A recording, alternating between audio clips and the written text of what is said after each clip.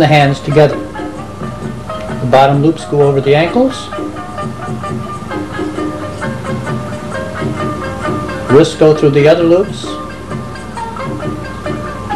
And you tighten the loops sequentially.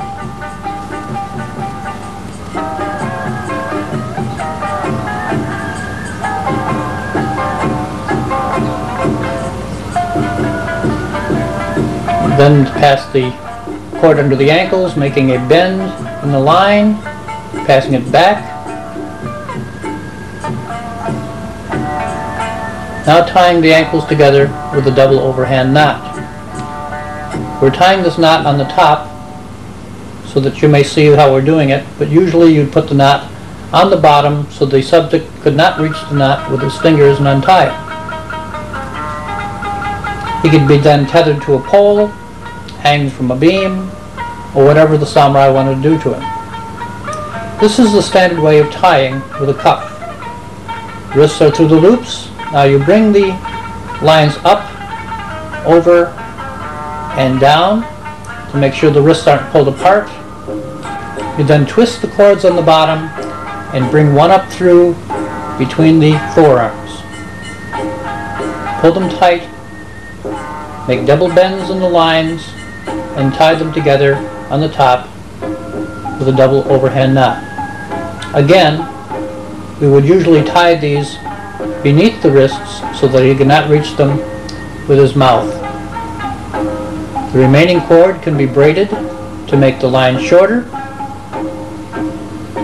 And sometimes in the old days they used to take fugu, or the poison from the blowfish, and put them on the knot so that if a man tried to undo them with his teeth, he would poison himself. By braiding the knot, you also make the rope stronger in case you were using a very thin line.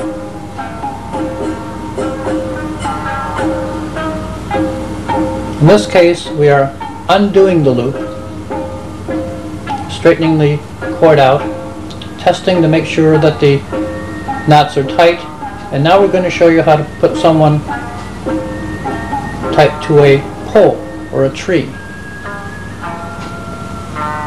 Just redo your loop. You'll make a bend in the line, pass the bend back through the loop, and you'll have a pair of cuffs. Many times they would notch or make a groove in the tree or the pole so that the rope around it wouldn't slide up or down.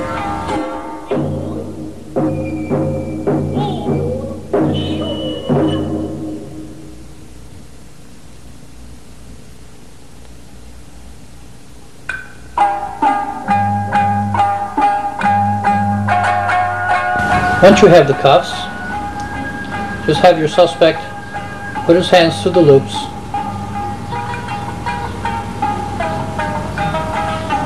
tighten each wrist sequentially, pull the main knot tight so all three loops are now tight. Bring the cord up and around, make a bend in the line, and tie your double overhand knot under the wrists.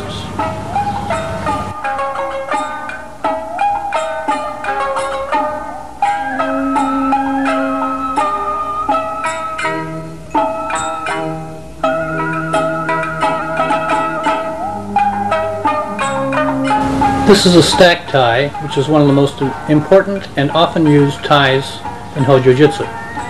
To simply place the loop around the opponent's wrist, between the wrist bone and the hand, and pull down, making sure that the loop is pointed down.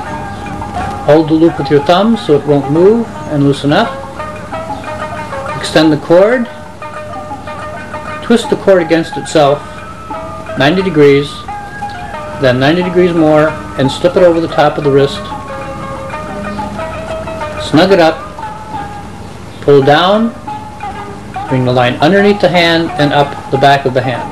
This rotates the scapula down and allows him less movement in the upper arms. Next, we take the other hand, place it on top of the other, which is why we call it a stack tie.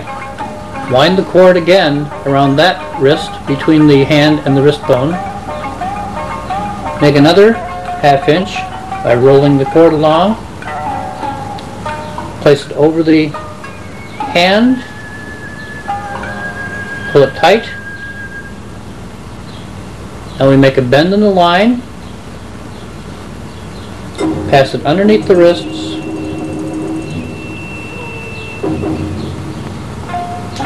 Tie it in a double overhand knot.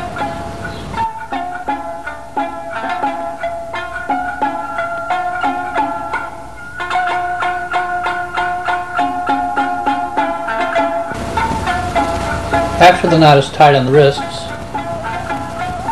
plait the line out in the back. Now take the line and feed it through the loop left from the tie. Reach through the loop and pull the strands back in succeeding motions, creating a chain. This will shorten the rope for you. It will also make it stronger in case you're using a thin or weaker rope. It also gives you a lot more control of the suspect because you can then wind the loose end of the cord around your hand and stick your fingers through the last loop for complete control. Make